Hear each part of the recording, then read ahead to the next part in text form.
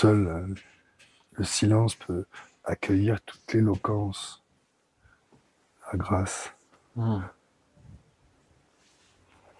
Présence.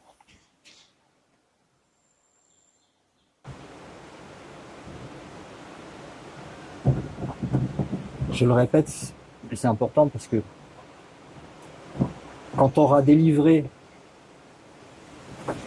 tes frères et sœurs que tu crois qui t'ont trahi ou que leurs erreurs étaient des péchés,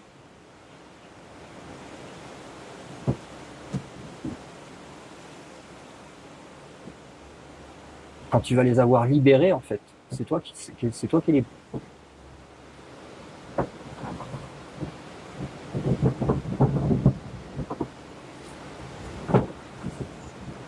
Voir leur innocence, et tu vois la tienne.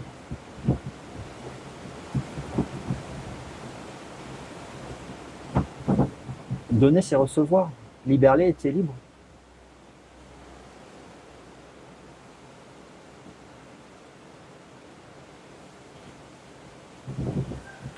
Et tu te rappelles du rêve secret qui projette le rêve. Donc ils sont même pas là. Tu les as inventés. Pourquoi? Pour projeter en fait quelque chose qui n'est pas vrai et que tu penses au sujet de toi-même. En tant que fils de Dieu.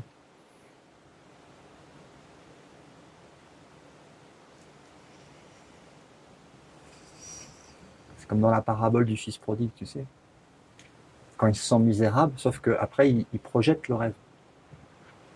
Mais là,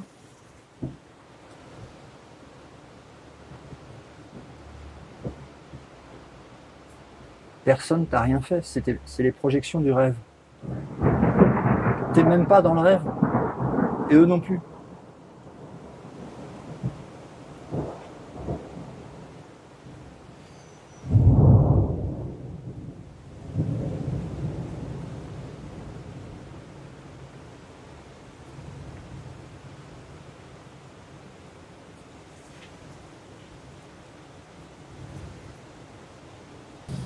On va continuer à l'intérieur.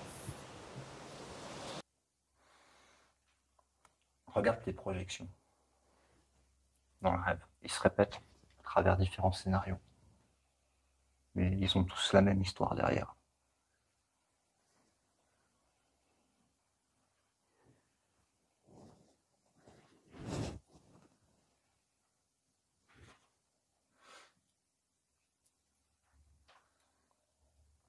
Toute trahison envers Dieu est impossible. Mais c'est ce que l'esprit croit quand il rêve de séparation. Et après, il projette des scénarios de trahison dans ses histoires. Si tu te rends compte que tu n'as pas trahi Dieu, que c'est totalement impossible, que tu as cru en une histoire à dormir debout, que seul un enfant innocent peut croire un peu comme un enfant qui croit au Père Noël, tu verras que tu n'as aucune trahison dans ton cœur, à part des inventions d'idées, d'histoires. Ton cœur est tellement pur, aucune trahison envers Dieu est possible. Et quand tu auras éliminé en fait cette idée fausse à l'intérieur de ton cœur, dans le rêve secret, il sera impossible de le projeter dans le scénario du rêve. Donc les lignes de temps correspondront à autre chose parce que ta volonté a changé et que tu ne projettes plus ça puisque tu ne l'as pas. Ça n'existe pas. C'est le monstre sous le lit que l'enfant il croit qu'il est réel alors qu'il n'a jamais existé. C'est l'idée que s'était fait le fils prodigue quand il revient vers son père en disant « je suis pas digne d'être appelé ton fils » alors que le père il a n'importe quoi. C'est n'importe quoi. Lâche. Tu vois? Et c'est pareil pour tous les différents types de blessures que ça vient toucher, que ce soit l'abandon, la trahison, le rejet, l'injustice, l'humiliation.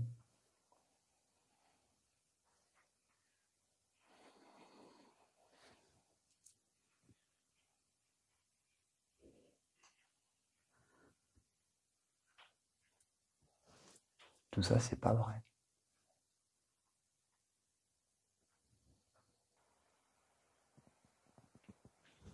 Confiance et patience, ça va avec. C'est pas parce que un frère ou une sœur te trahit dans le rêve que tu peux pas avoir confiance dans le fait que il ou elle va réussir à se sortir de ce mensonge. Et là, la confiance, elle est vraiment certaine du résultat. Et c'est pas pour autant que ça va se passer dans l'espace-temps,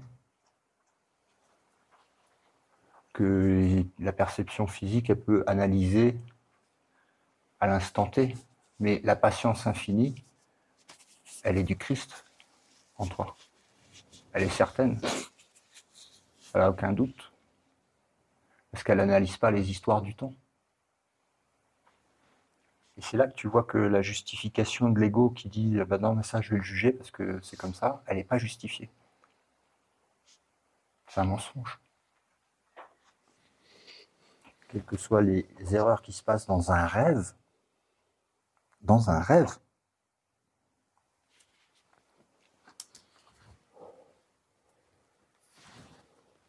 il n'en est pas moins que le Fils de Dieu est innocent parce qu'il est le Fils de Dieu. Croire l'inverse, c'est croire à l'inverse de Dieu, qui connaît que son Fils est innocent. Pour lui, c'est pas une croyance, c'est une certitude.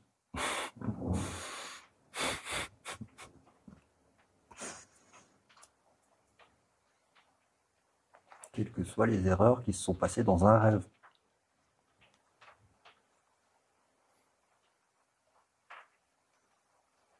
Dans une illusion.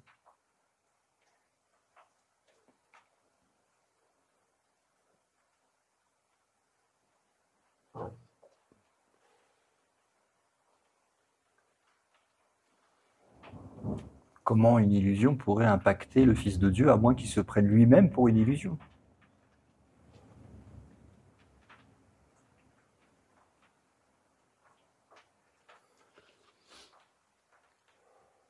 Ça, c'est le prix de l'individualité, à laquelle il faut totalement renoncer. C'est insane.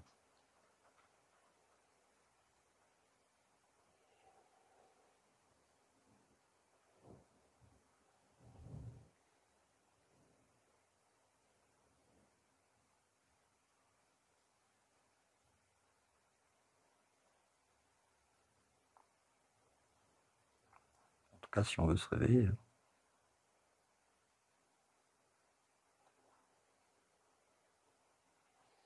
Tu peux pas emmener une illusion dans la réalité.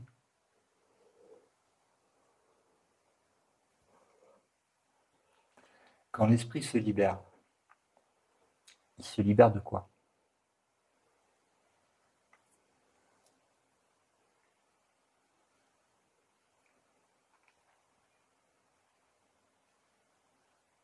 Il se libère d'images.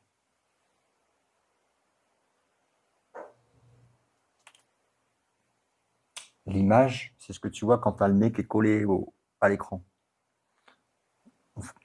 Tu peux voir plus que l'image. Avant l'image.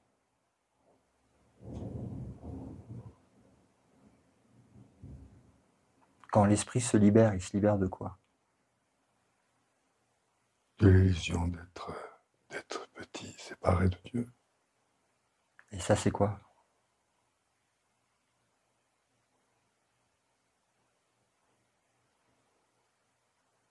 C'est quoi l'illusion de s'être séparé de Dieu?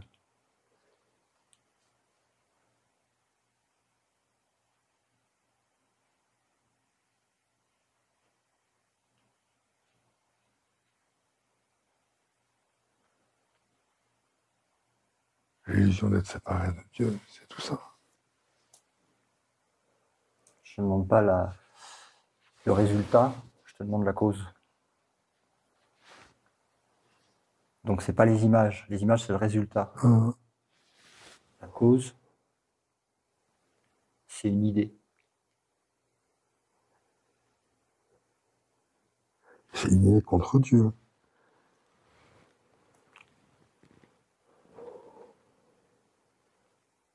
C'est juste une idée.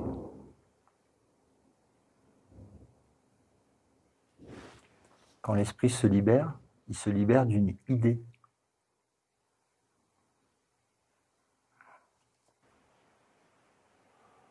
Il se libère de l'illusion. Il n'y a plus de peur. C'est comme c'est. De quoi tu vas avoir peur si tu n'es pas dans l'illusion?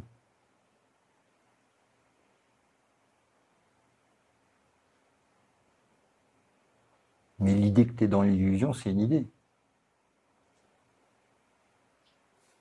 Donc c'est pas de l'illusion que tu te libères. C'est d'une idée.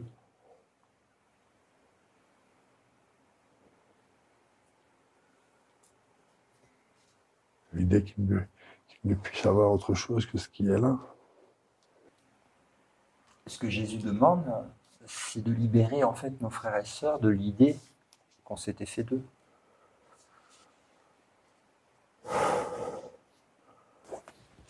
Cette idée, c'est de la haine, c'est du jugement, c'est de la condamnation,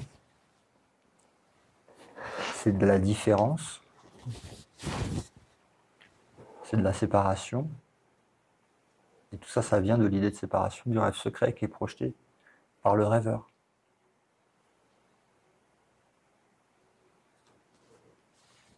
Donc pour libérer nos frères et sœurs, il faut libérer de l'idée.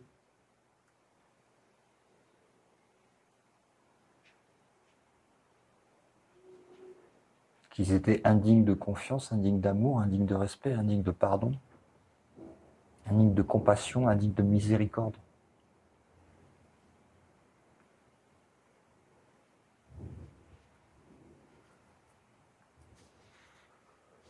Tout a toujours été parfait. Au ciel, oui.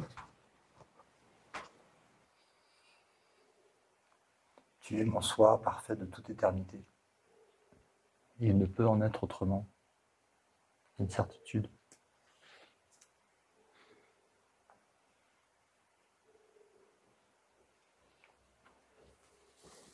L'identification au personnage, elle est temporaire. C'est un masque.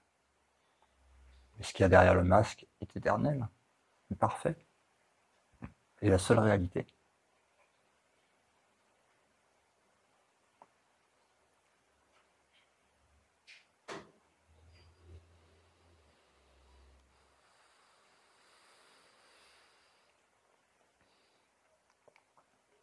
Et l'esprit est libre de choisir entre les deux versions opposées, différentes. Celle de l'ego qui dit que tu es un personnage, un corps, et qui dit c'est moi. Et la voix du Saint-Esprit qui parle pour le Christ en toi, que tu es.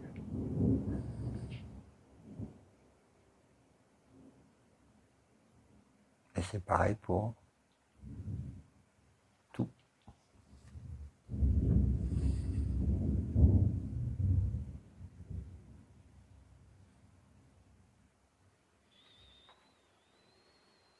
L'esprit qui croit être une vache, là-bas, bah, il croit vraiment être une vache. Hein. Mais c'est pareil que l'esprit qui croit être un homme ou une femme, ou un extraterrestre, c'est pareil. C'est l'ego.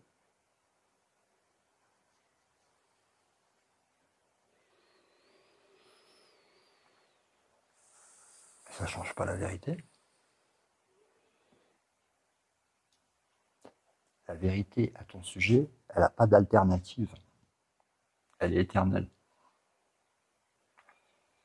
L'alternative, c'est le rêve.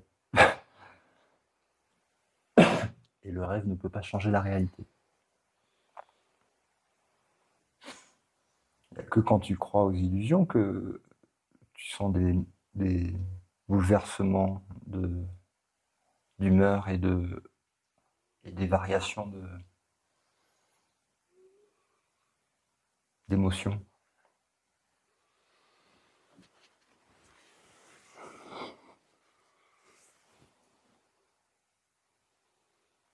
Alors que la vérité,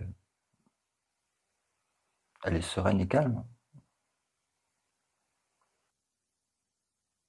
C'est ta patience infinie qui va apporter des résultats plus rapides.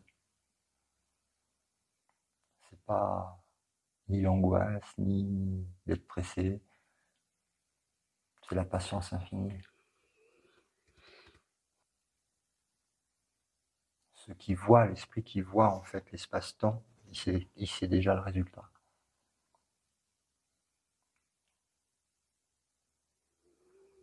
Et dans la patience infinie, tu vas ressentir en fait sa certitude, sa douceur, sa présence. Tout est déjà accompli.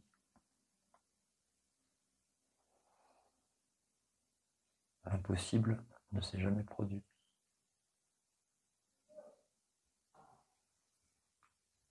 Aucune des images que j'ai vues dans mon rêve n'était réelle.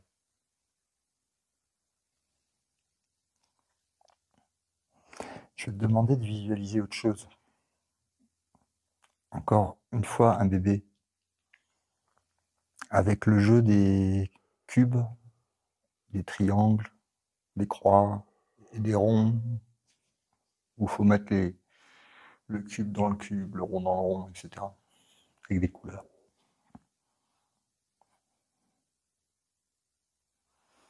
Le bébé, il a 2 mois, 3 mois. Il essaye pour la première fois de mettre un cube dans un rond, et ça marche pas. Il fait erreur. Et puis, plus il essaye, plus ça l'énerve, parce qu'il maintient son erreur.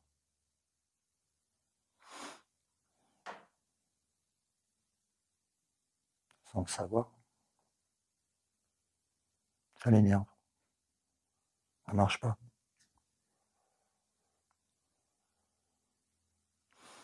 Mais il y a le parent aimant qui est juste à côté,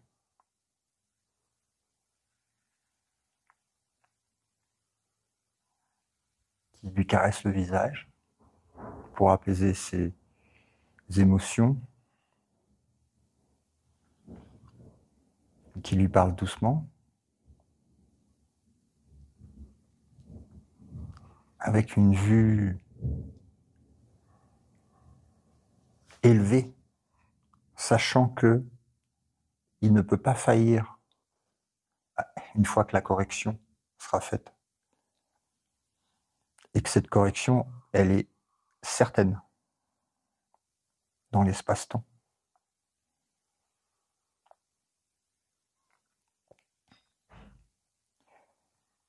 Et le parent aimant montre au bébé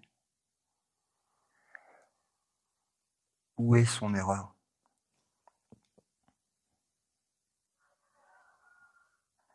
Il dit, tu vois, tu peux pas mettre le carré dans le rond parce que là, c'est le rond.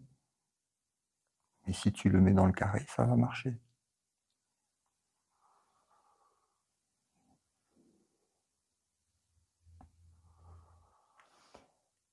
Et le bébé, il fait confiance aux parents aimants.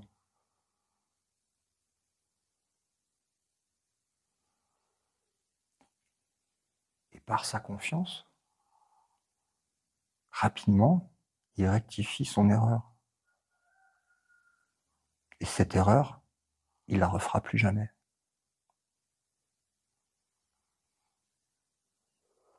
Et il est heureux.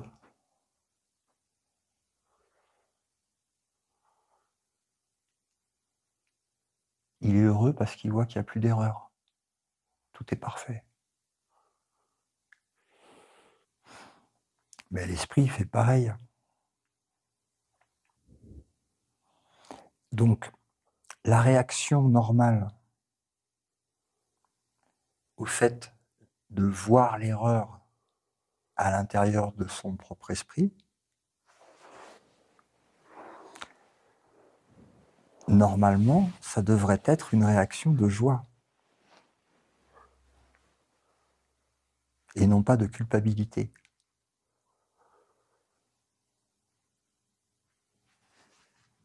De joie parce que c'est ce qui t'empêchait d'être heureux, que tu vas pouvoir en fait voir et libérer. Plus jamais. Ça part. C'est corrigé. L'esprit, il fait ça, mais dans le plan causal. Uniquement. C'est comme si... Imagine que tu as des écharpes dans le doigt.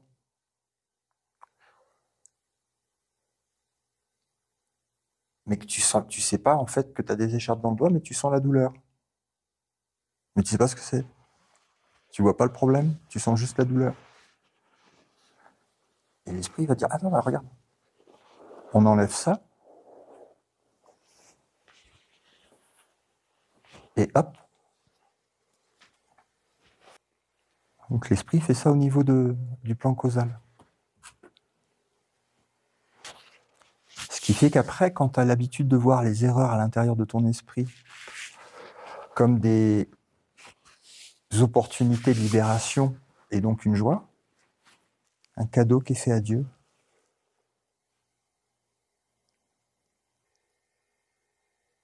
vois l'innocence du bébé qui fait n'importe quoi. Il sait pas, il a oublié. Il n'y a pas de tristesse là-dedans.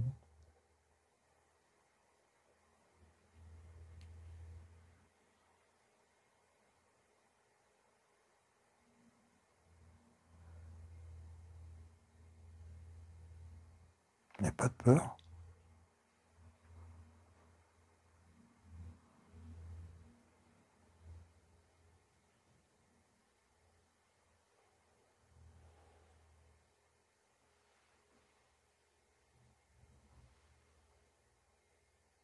Il n'y a que de l'amour.